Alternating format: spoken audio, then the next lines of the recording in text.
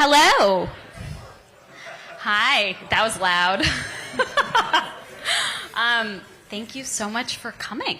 My name's Zara Hirji. I'm a climate reporter at Bloomberg Green, and I'm very excited about this town hall. So this is the Climate Vice Town Hall. If you're not familiar with that term, you know, it's one that maybe isn't used a lot. It's one that my editor and I sort of use as shorthand, as either maybe it's your guilty pleasure that is a pretty carbon-intensive activity, or maybe it's something that's just the most carbon-intensive activity in your life, and you know it, and you want to change it, or you're struggling, and you're just like trying to figure out what to do about it.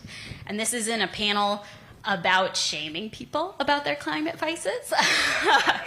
I think it's more acknowledging that we all have it. This is where we are in the world, and sort of similar to the climate anxiety panel, if anyone went earlier, it's talking about it more, kind of being vulnerable with one another about that we have this and we're on this journey. I am going to let our pretty awesome panel quickly introduce themselves and go down the line, and then I will ask the first question, and afterwards we're going to open this up to the audience. So I hope you guys have come with questions. And with that, I will let you, Dounia, take it away. Oh, yes, I forgot. Hi, everyone. So I'm Dounia Wone, and I flew from Paris to be here today with you, so I hope we're going to have a lot of questions. I'm the Chief Impact Officer at Vestiaire Collective, and Vestiaire Collective is a global luxury peer-to-peer second-hand platform. We are a French-based company, but we've been on the market for 15 years. We are now in 80 countries, and we are operating in the US from New York and Brooklyn, where we have our offices. And basically, now US is our biggest market because you're very much, I'm saying you, but most of you, I hope, coming from US. very much interested in second-hand and good buyers and sellers. So because this market is very mature, we saw great opportunity to enter that market. So yeah, that's me. Jeremy? Hi, everyone. My name is Jeremy Sampson. I'm the CEO of an organization called the Travel Foundation. We are a global nonprofit organization which works very closely with the travel and tourism sector on a variety of things. But the main way to think about us is that we are an organization that advocates for the stakeholders in travel that no one else is advocating for. So the communities themselves who host travelers and who host the tourism writ large. The environment and the resources that the industry actually depends on for its business and for its long-term survival and for you all to enjoy beaches and mountains and hikes.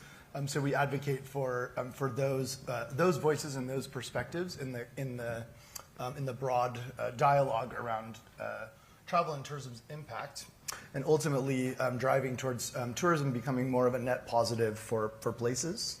And climate change is one of our key issues, and we've been working to accelerate the industry's response to the climate crisis and its capabilities to adapt. Great. Mary? Hi, everybody. My name is Mary Purdy. I am an eco-dietitian nutritionist and also the managing director of an organization called the Nutrient Density Alliance. And I was in clinical practice for about 13 years, working with thousands of patients to prevent and address and reverse chronic diseases using a very food as medicine, personalized nutrition approach. And then I transitioned about 6 years ago to start working at the intersection of sustainable food systems and climate change and environment and human health.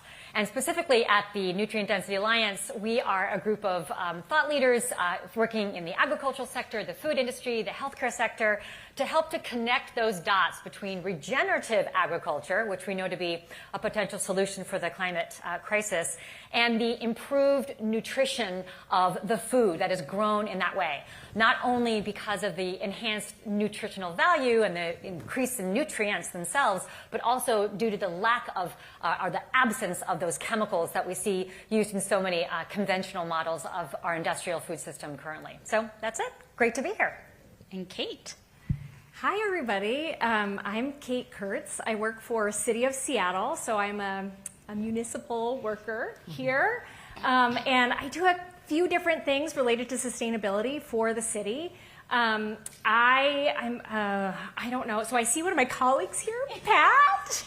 He's the best. Okay, so I think Pat would probably describe me as the compost lady for the city.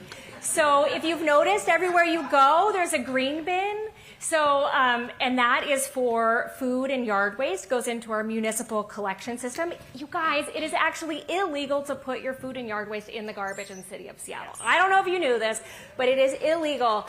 And I know, right? I moved here and I was like, we don't have you in my backyard anymore. This is the best. I'm never leaving, and I never did.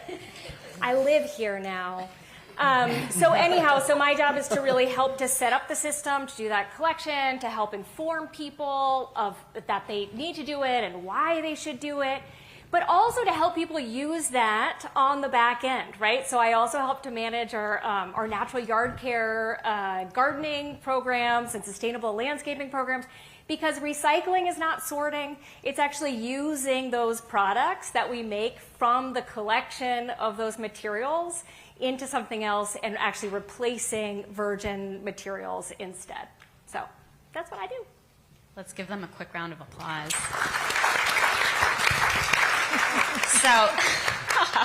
So we have fashion, travel and tourism, and food. Great experts here, and I'm pretty excited to talk with them. But of course, because of the name of this town hall, the obvious question is, first, can you share, one of your climate vices and what, if anything, you are doing about it? And why don't we start with you, Kate, and then we can make our way back down. Putting you on the spot. Okay, I will share, and if you want to shame me, you can. I will deal with it. Okay, so I thought hard about this, and the obvious ones were driving, beef, right? I have those vices, but really what I thought about, Okay, you guys, I have a spindrift problem. You know those little like bubbly waters, right? They come in an aluminum can. Oh my gosh, the pleasure I get like on a hot afternoon from just going into the refrigerator and getting a cold spindrift and cracking it open and the sound.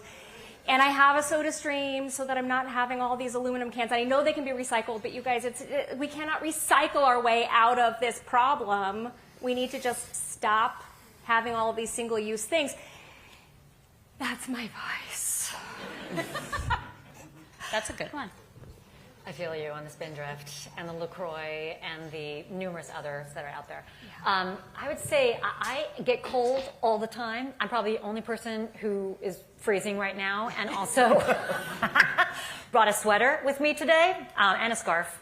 And so where I have lived often requires turning on heat using gas, and I get so cold I just have to keep on turning on the heat, burning up that gas because I got to survive. But one thing I am doing about it is just wearing more clothes. It helps. Long underwear, I don't see my feet or my shoulders for like 10 months out of the year. Arm gloves, that all helps. So that's my advice. Turning up the heat. We call it Spinny D in our house. I'm not alone. And grapefruit, it's so good. It's so good.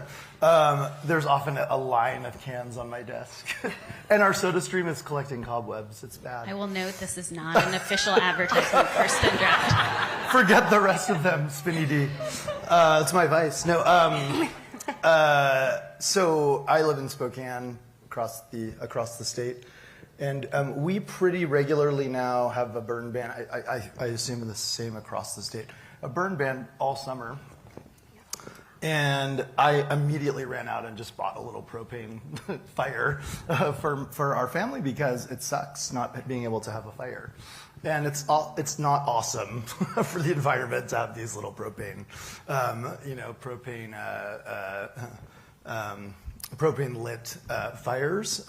But I just cannot raise my kids without campfires and that sort of thing, and so yeah, shame me if you want. But I couldn't wait to go run out and get one, and it's an experience, you know. And it also is interesting. It helps you think about, like, in real terms, the importance of how these things like affect our lives, right? Like I cannot imagine having a summer where we don't sit around a fire on a regular basis and roast marshmallows and that sort of thing, and to be able to not be able to have that experience with my kids, I just couldn't do it. So I feel I am the worst. So I've got all those vibes. Not the fire-related thing, but like I can relate to everything that you said. But I think, and maybe that's the funny thing in my life, that I keep asking people to stop buying stuff, buying shitty clothes, buy less but buy better, and reduce their consumption. This is my day-to-day work. Like, I've been doing it inside the company, outside the company, in panels and everything.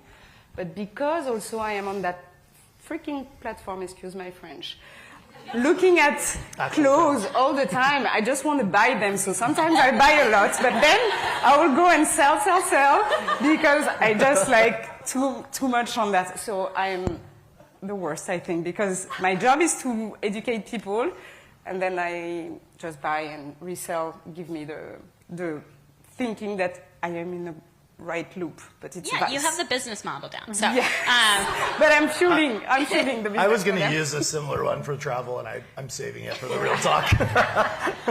Also, there's no shaming. That's the whole point. And because I feel like I can't make you guys ask this without saying it myself, I also have a ton of vices. And I did write about one of these earlier in the year, which was eating red meat, to someone that kind of has grown up with a father who's from Tanzania. Literally, one of my uncles has his own meat shop. And I have, since March, stopped eating mostly red meat. Goat and lamb has been the hardest, and I've only had it twice at family dinners where I had to take a bite of my mom's, brisket, or else I would be shamed by her for the rest of my life. So, but with that, I would love to open the floor if people have questions. Please raise your hand, and then we have a couple of people who can bring over the mic. And I would say, please say your name. if you're from here or what you do, just a quick little title, not your full life story. Please have a question, not a monologue. I will cut you off. And if your question is directed to someone specifically, please just say so at the beginning. And I think we have a question right here up front. Hi, my name is Bob. I live here in Seattle, and I was just informed that I've been breaking the law for the last 2 years.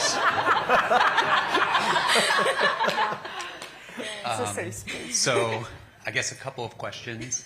First is, how do I properly dispose of all of my food waste living in an apartment in Seattle without that communication from a landlord or anything? Second is, I lived abroad for quite a long time, specifically in South Korea, where, food waste is a pretty big deal. And my wife is Korean, so we try to separate our food waste, but then inevitably we don't really know what to do with it. So, like, how do we educate our country on food waste, and how do we make food waste easier to deal with? There was a lot there. Maybe we start with here in Seattle, and then we can move bigger. Yeah. Okay, well, Bob, thank you for sharing that. I want to let you know that the gentleman sitting next to you, his name is Pat Kaufman, and I believe he might be the only person in City of Seattle that is actually able to issue fines.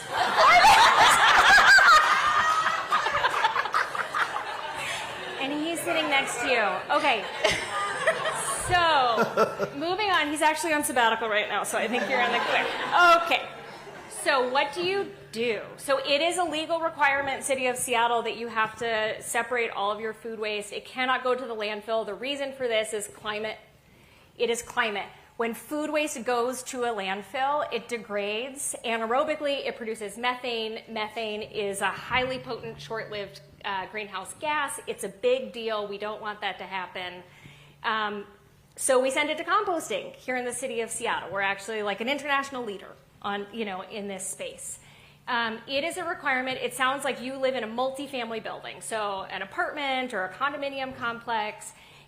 Your landlord, building management company, it is actually their job to have these resources available for you. To pass inspection, they have to have it all there. Often they have it there for inspection and then it somehow goes away, is like the anecdotal stories that we get all the time. But what you can do is call up Seattle Public Utilities customer service and say, hey, I live in a multifamily building and we are not being served properly. And we will come in and actually just do the technical assistance. So we have teams of people who will come in and work with the landlord, help set up the system, educate you and your neighbors about how to be sorting your waste properly. And then just to bring that a little bit globally, the reason like this whole like greenhouse gas emissions, that is like disproportionate greenhouse gas emissions that come from landfilling food waste, that is now why food waste is a focus area for EPA and USDA, the U.S. Department of Agriculture. So this is a national issue. It's an international issue, like really tackling methane. And so the federal government and international governments are really looking to places like Seattle and San Francisco to show like, okay, you guys have rolled out these municipal composting company programs. How can we replicate that? And I'm here in City of Seattle, and I look to places like South Korea, and I'm like, oh, theirs is so much better than ours. So we all have a lot to learn. And I think, Mary, you wanted to follow on. Yes, I'm a big fan also of looking at the root cause, right? So we know what to do with food waste, but how do we prevent food waste from happening in the beginning? Since we know it's 6 to 8% of our greenhouse gases. So what is it that is causing us to waste food? Is it about buying too much? Is it about not knowing what to do with that droopy little carrot that's hanging out in the back of your refrigerator? Is it confusion about the best buy dates on your food, which don't mean that you're going to grow a third ear if you eat that yogurt, but it's the date by which the manufacturer of that food believes that the food will taste its best.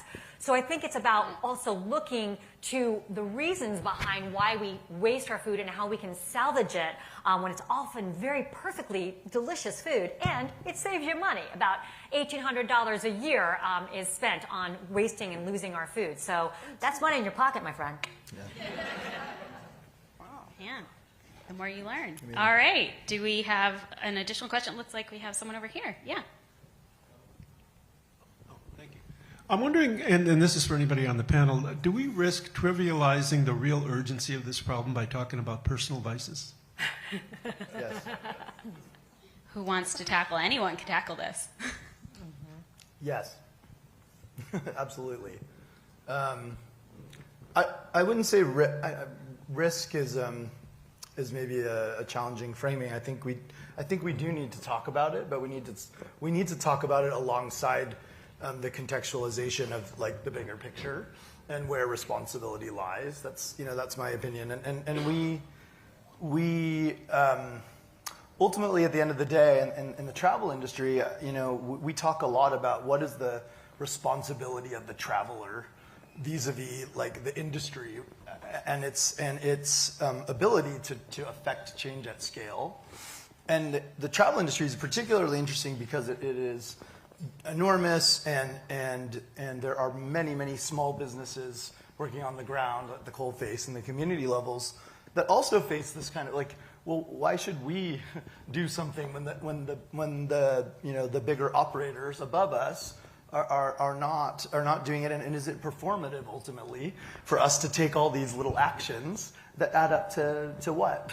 But you also then step way back and you think, well, change happens because people rise up and people start to understand and demand that that change occurs, and I think part of getting there is building confidence, like having these dialogues, having conversations, getting people aligned and understanding like where the real change will occur and how we can most effectively align ourselves to advocate for it. And so I think it's all part of a process. So maybe at the end it's no. Yeah, I think it's a complicated question. Dounia? Yeah, just to build on what you were saying, I think also there is it goes hand in hand, I will say, with like multiple stakeholders. I'm not sure there is a right or wrong answer to your question, but I think it's very interesting. For instance, so from my point of view, and really open for debate, I don't think so it's a bit, in English, I don't think there is a real climate crisis, but more a consumer behavior crisis. And I think we see it on fashion, for instance. And we see that we went from having an outfit for the weekend and having an outfit for the week, like very long time ago, to what we have today if you think about your closet. So the responsibility, and to disclose, before joining Vestiaire, I was doing politics in France, so very much into the institutional system. I truly believe in the regulator and the role of regulation and decision maker, alongside and with brands, for instance, but we see that even brands that do effort are not the ones that are fueling our countries or continent with millions of tons of items. So until they are forced, and I see also in US specifically that looking at the lens of being more local and encourage more local companies rather than accepting all the items coming from China with low quality and that will be discarded and end up in landfills. Like, we see some effort, but I think it goes hand in hand with everything. And when I talk to people and when I'm around the table on a dinner with my friends, they will always ask, where do I start? And how can I do it for my life? Because you want to be part of that effort, even though I truly believe that also, like, the responsibility doesn't fall on your own shoulder, but you're part of the game at the end of the day, somehow, by voting, by changing your habits, by talking to your friends. So I think it's a mix of yes and no. And then Mary, did you want to add? I agree. I think it's problematic when we put the onus or the burden on an individual or on a consumer or on an eater when we know that there are structural problems and systemic problems and institutional problems and policy issues that are actually dictating what we have access to, what we are putting on our plates because of what is cheap, what is affordable. And yet, if we can care about that, whether it's about choosing what you eat, what you buy, where you're buying from, how you're having these conversations with people that you work with, there's a difference that I think happens when you start to engage in caring about an issue that helps you to actually become a solution to that problem by being an advocate, by having those conversations, by shopping differently, thinking differently, and that ultimately leads to helping to create that systemic change. We all have a voice, whether it's in our city councilor, our school board. There's an election this year. We can vote in people who actually care about these issues. But if we don't have the personal experience, in my case, when it comes to food and seeing the difference that we might be making in a local community, then we don't necessarily have that same connection to it that I think is necessary to make those bigger systemic changes that we have the possibility of making. Did you want to add anything? Might as well go down the line. Yeah. I did. So I started my career as a chemist, and so I'm very data driven, and I just wanted to share a little stat because I wrote them down before I came. Okay, so the answer to your question, I forget your name, you asked, but is it a diversion? Yes, it's a diversion because the system has to be set up. Absolutely. But it's both. We all have a responsibility to play in this. So obviously, I don't get to choose what kind of fuel goes into the airplane or where the energy that's coming to my house comes from. That's all infrastructure stuff that needs to be dealt with at the large infrastructure level. The system needs to be set up. But I want to share this statistic with you. So according to Project Drawdown, I don't know if you're familiar with this organization, but the number one solution that we can do to reduce or sequester our greenhouse gas emissions is reducing food waste. So the estimate is that it's going to, okay, I'm not going to read you the actual numbers, but I want to let you know that solution is estimated to be more than double the solution related to doing wind turbines or utility scale solar. So it's like these are infrastructure things that will get us off of fossil fuels, but reducing food waste is still the number one thing. So I mean, we have to. It's both. We gotta have both. And I will just add that on our planning call, I specifically brought this up. We talked about this, and to acknowledge that the history of the carbon footprint, big oil. They didn't come up with the term, but they did popularize it, right? And they were intentionally trying to put it on you and not on them and shift the attention.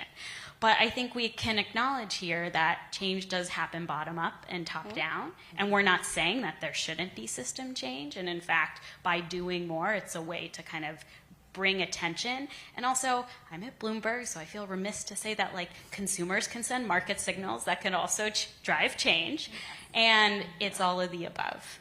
But let's go to another question. Maybe over there with the green lanyard. That's all of you. That's right. I'm sorry. But you knew because we made eye contact. All of us are welcome to contribute.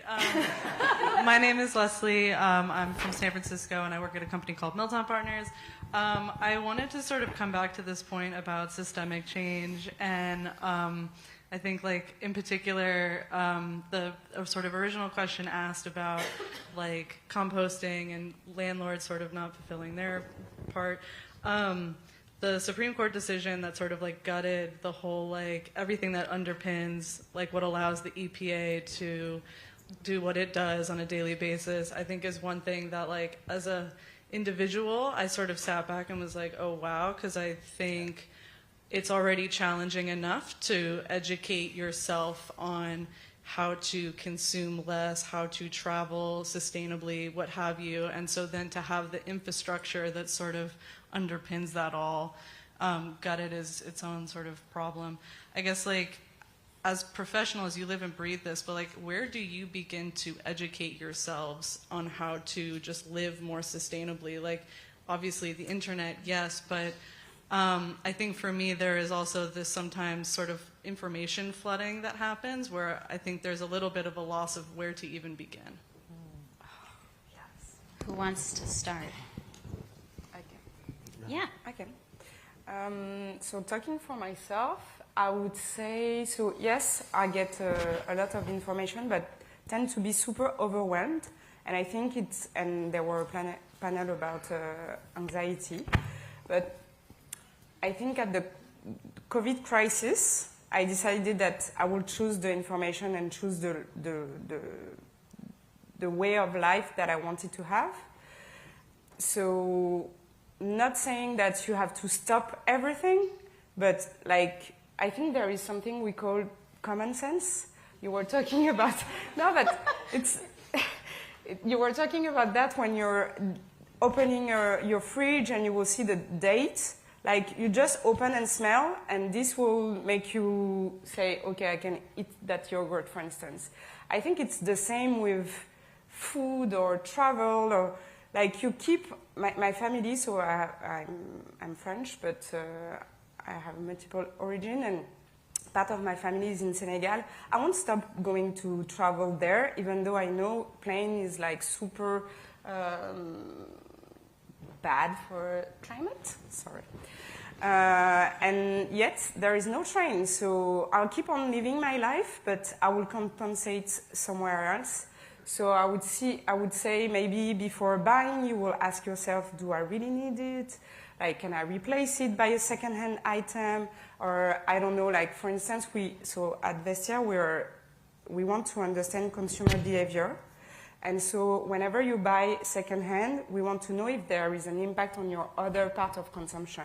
And this morning I was sharing that at the end of the day, when you're entering circularity, it will have an impact on other industry.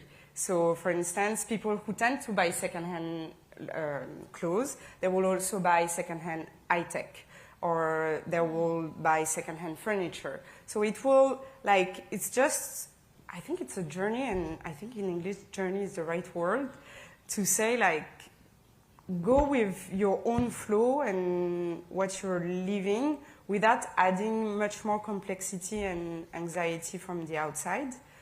And then there is a part of, yeah, maybe you will try to eat less meat, and how do you feel since then? Like, do you feel that your life is crushing, or you really need it, or did you find alternative and it fits you?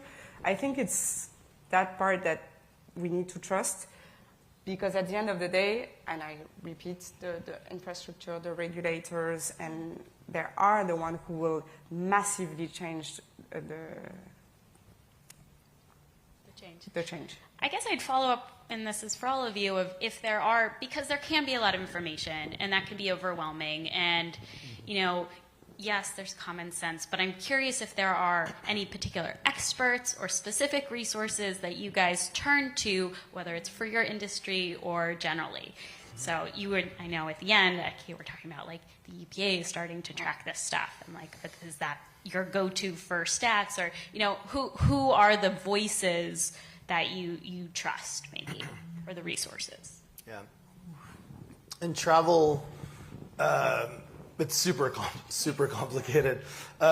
First of all, I really noted the parallel with what you said about the current consumption patterns and behaviors, and just how quickly we adapted as a society to, you could just zoom around wherever you like.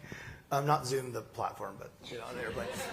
And I remember having a talk with my grandma, and my cousin is over there, has the same grandma. And she was born in 1911, and it was 2000, right? And I was like, Grandma, you've been alive a long time, and a lot of things changed. And what was the craziest thing? And she said, well, like when I was born, we couldn't go anywhere, And it's not that long ago, right? So like all of a sudden, we just go wherever we want. And it is a big philosophical question of like, should we? Because there's a price, and the price is not right. So that's not what the question was, but the question. But then it comes back to then consumer choice. So consumers are not going to stop traveling. like Pandora's box is open, and there may have to be limits and regulations. We've seen that happen in COVID, but consumers are going to travel whether the industry like exists or not. Actually, humans are nomadic, so then it comes down to all the different choices that you all can make, and the industry has done a terrible job of making that information available, accessible. I mean, it is really overwhelming. I am one of the experts in this field in the world, and I make terrible choices because the information is not there at the surface, and usually I'm like, I'm going to pick this one. And I don't always pick the less emitting one because it might be more expensive or it might have a stop I don't want to make. And when you're making choices, because I'm traveling with a family of 4, I'm not going to make that choice. So my advice, though, is to, when you're trying to understand, there is like another layer of nuance beyond the labels and the badges and the stuff that gets sort of fed to you. And it doesn't take a lot to look for that next layer of information. Like, go to the company's website, they said that they're climate neutral or something. Well, what did they mean exactly? And it's there, and it doesn't take. So if you care about these things, like it's just a tiny bit of research, and unfortunately, I don't see it that it's going to be fed to you. AI could probably help you if you wanted to really easily. Just say, hey, can you do this for me? AI gets like a little slave sometimes, and it's great. So just go out and make that happen in a way that gets you the information that you need beneath the surface. And I think it's just a detail or two that can help give you the information that's not going to reach you at that immediate level. I really share your concern around somebody else making decisions for me and the regulations being rolled back. And I feel actually quite empowered as a citizen eater, to do everything in my power to make sure that my choices, that my place in the world, the way that I interact in the world has as light and as gentle of a footprint on the environment as possible. When it comes to resources, when it comes to the food industry, it is rampant with misinformation, disinformation, greenwashing, and that is highly problematic. And people are very different in terms of their food cultures, right? So some of the resources that I really appreciate are the ones, I'm going to name a couple just for people if they want to write them down or whatever. Foodprint, I think, is a great resource. Civil Eats, which I think brings in the environmental and food justice and racial justice piece of the climate conversation as it relates to food, which is really critical and often underrepresented in these conversations. Johns Hopkins Center for a Livable Future is a go-to. The World Wildlife Fund, as it relates, again, to this food system, is really important. And the thing that I think is really important when it comes to reading material around food and what is the most eco-friendly food and what is good, what is bad, is looking to see who is also funding those studies, who is sitting on the board, who is on the advisory council. Because you will sometimes go to like, oh, look at this, it's a .org, the Integrity Center for Food and Family Farms of America. Like, doesn't that sound amazing? And then you look and see who's on the board, who's funding this company. It's a .org, but it's actually being funded by the very agribusinesses who are served by perpetuating the industrial farming practices that are putting us in so much trouble from a climate, environment, and human health perspective. So.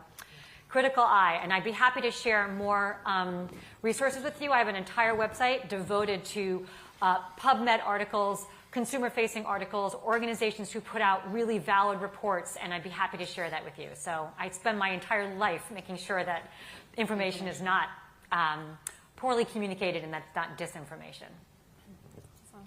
So I already cited one that I go to, which is Project Drawdown.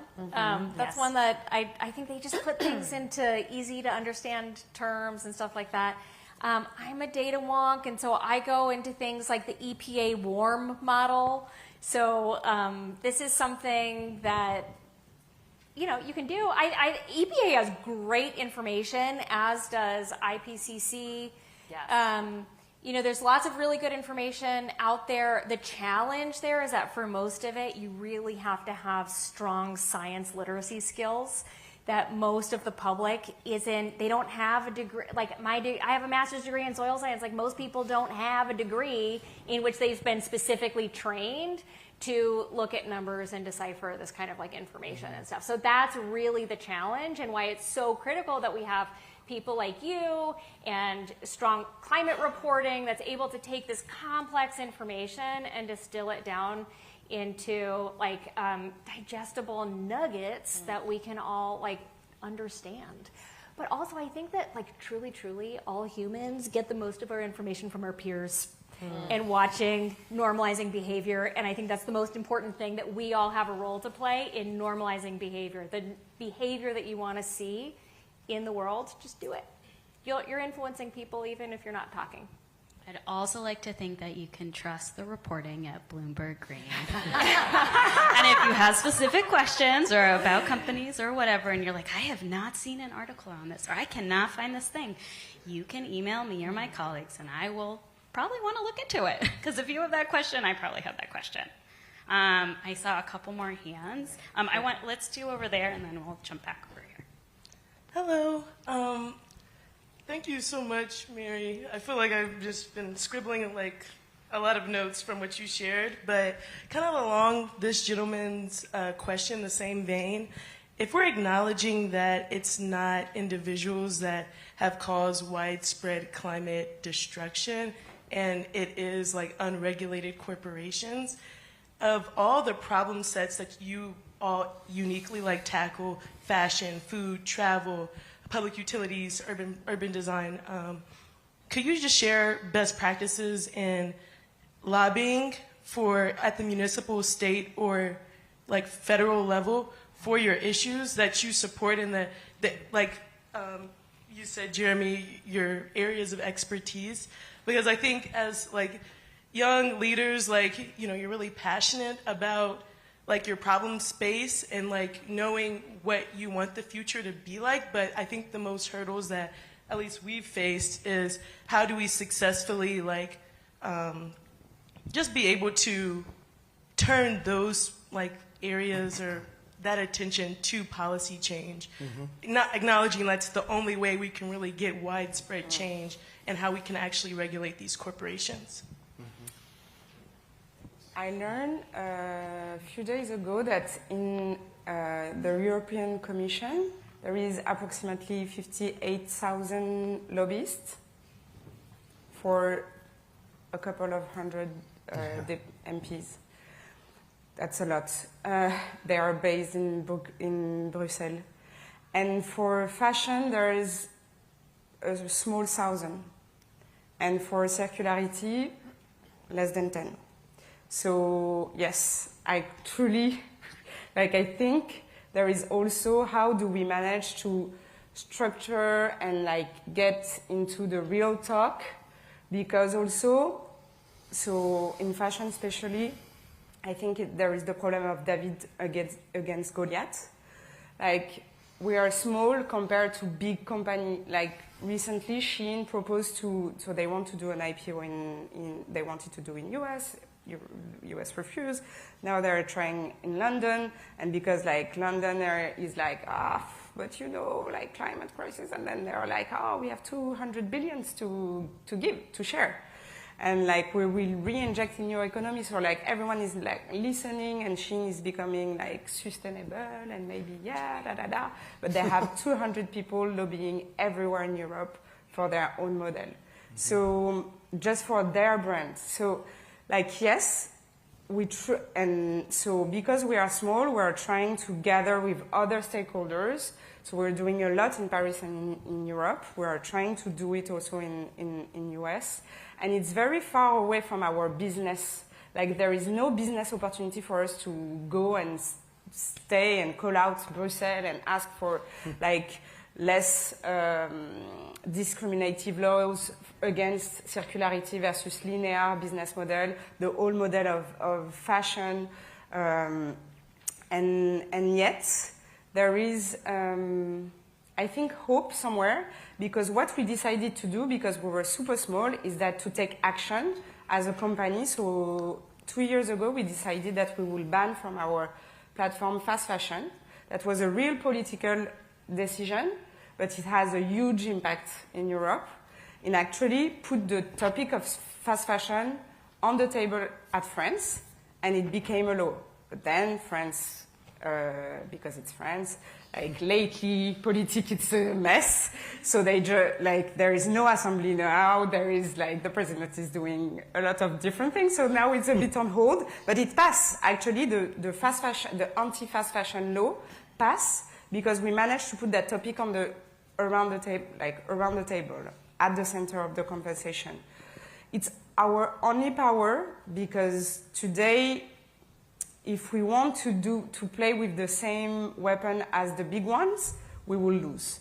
So we have to take our responsibility and to take some decision that will maybe not be aligned with our business, but at the end of the day, long story short, we did it 2 years ago. We thought, we are going to lose part of the market, the share, they will all go to the competitors, and actually 92% of the people who were impacted by the fast fashion ban stayed on the platform, spend differently, so they spend more money, but for less item, and we are monitoring their consumption habits. So I think when you're taking the decision and taking maybe the risk of taking the hit, good surprises are behind.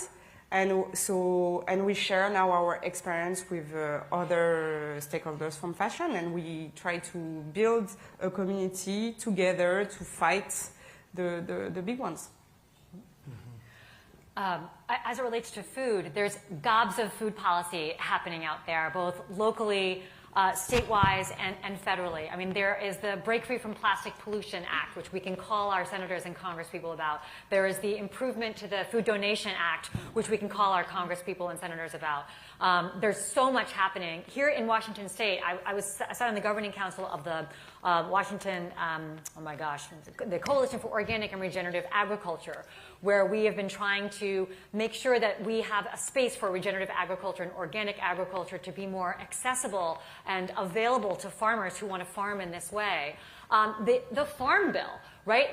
We've got to get organized around the Farm Bill, which is coming out in 2024. It was supposed to come out in 2023, but we missed the boat there.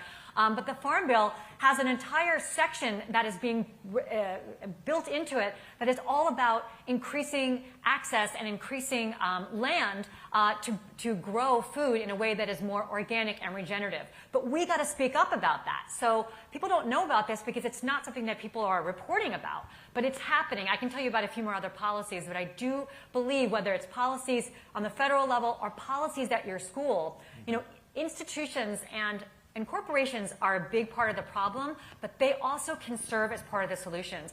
Believe me, corporations are feeling the heat, literally, about some of their practices and their supply chains because consumers are speaking up and say, by golly, and maybe they're not using that language, but they're saying, by golly, we want to see food that is grown in a way that is actually not poisoning communities, not hurting farmers, supporting local economies and creating a resilient food system that's going to actually help us to survive instead of destroying the environment and eroding the soil.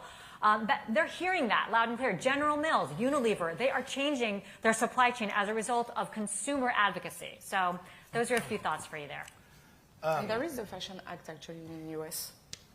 And New York and LA is pretty much very strong on changing some EPRs or responsibility on the producer. Mm-hmm. So I think LA and New York are ahead of the curve on fashion. I'm going to say something that might start out sounding confusing, but hopefully will be clear when I finish, which is I think when it comes to lobbying, policymakers, I think you need to start out by meeting them where they're at, but you need to end by telling them where to go. So in order to get into the conversation in the first place, it is all about money. It's all about money and it's all about politics. And at the end of the day, so I'll take travel for example, the industry does not want to tell shareholders that there is anything but constant growth all the time. But guess what? We live on a planet that does not have infinite resources or infinite places to go. So growth will have to stop at some point. There's plenty of growth that could still happen, but it's all growth. And it's all growth on the political side too, because ministers of tourism and other people who are managing tourism for a place, their mandate is to bring jobs. It's jobs, and it's all short-termism. So even if in the long run we learn from our indigenous friends, for example, that we should be thinking several generations ahead for planning, but no one is doing this from a policy perspective or a private sector perspective in reality, because shareholders and citizens might want to hear differently about those baseline numbers. So when we had a report that we launched last year called Envision 2030, and we framed the central question of the report: how can the industry continue to grow along a business as usual trajectory and achieve its climate targets? Did we want to start with that question? Not really. We wanted to make it much more nuanced, but we knew that we've learned the hard way, people will not engage with that discussion at all. If you start from what if we explore degrowth as a scenario? So you need to get the permission in a way by meeting them where they're at, speaking their language, and trying to understand, I think, how you can enter the room. From there, it's really important, and now at the end, that you don't stay there forever, and that with that permission, that we can also come back and say, I'm sorry, but this is not far enough. This is performative. This does not achieve the scale or the speed that we need to react to the urgency of the situation, and therefore, now what we're going to demand is that, I like to say, the climate does not give a crap about administrative boundaries, for example. But in my industry, no one collaborates across their administrative boundary because the funding is for that little place. So we're trying to address this in different ways by facilitating those conversations. But we can't. So at the end, I think to show leadership, and that's going to be required from people coming up and saying it's not enough. And we cannot look at these limited perspectives and allow that to remain the norm, because we're in a different paradigm now. All right, we have hit the under 5-minute mark, so I want to make sure we get to at least one more question. So we're going to come up to the front, because I know that you've been raising your hand for a while. My question's for Jeremy. My name's Erin. And you set it up really well. So where should we be telling the travel industry to go? Yeah, come with me and we'll talk. And my fellow panelists have eloquently shared that there are these sort of two sides, right? Like consumer demand and regulation. There's a great movement happening now on the regulatory side that consumers can really support, which is there are now green claims legislation, especially in Europe, which is wonderful. The industry is not excited about it, but I am, because the amount of greenwashing it's crazy. I mean, it is just out of control. The amount of things that are sustainable, and hey, we're this, we're that. And you can't be sustainable, by the way. Sustainability is a way to think about a system and how you would continuously adapt to be able to thrive into the future. There's no end point. But now we have sustainable travelers, sustainable trips, sustainable hotels. You can have it's not possible. So it's really been co-opted, and it's a mess. And people need to start start demanding better information and just not crappy lexicon, And then on the actual product side, the industry genuinely believes, and this plays out in the data, by the way, that this is gap between intention and action when it comes to sustainable things. So the research will ask, do you want to be more sustainable in your well, yeah, sure, I do. 95%. So literally headlines come out from Booking.com and Expedia. 95% of travelers want to be more sustainable. So, and this is what is being used now to stoke this conversation in the industry, and the industry isn't buying it because it's lame, and then it doesn't play out. So actually, people do need to start making better choices at the end of the day. And as I've shared, that information is not easy to find. But the brand sort of solution to all of that, and it's more complicated, is that travel needs to be more local in all ways. And so that means, and in our report, which I referenced, long haul travel is on the is a target because. And it's not, and it's more nuanced than it has been in the media, flight shaming and stuff. But long haul travel we need to limit the growth of long-haul travel from here for a period of time until airplanes can decarbonize. We are nowhere near that goal of decarbonization in the airline industry, no matter what the industry would like to tell you. So that means we have to be thoughtful about, that doesn't mean never travel, but yeah, maybe one trip, that's trip of a lifetime to New Zealand or Thailand or something from here, once, not 5 times, and that's just, these are some of the nuanced choices to make. And when you're in a place, being very conscious about where are things coming from, where is the food coming from, how do we keep things local, and how do we support small businesses, because at the end of the day, they're the ones who will suffer the most impact from climate. From climate effects. So. Yeah. Well, thank you.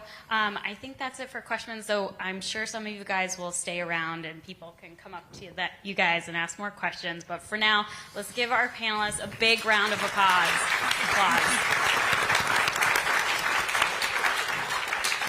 And thank you guys for coming out. Really great questions. Thank you.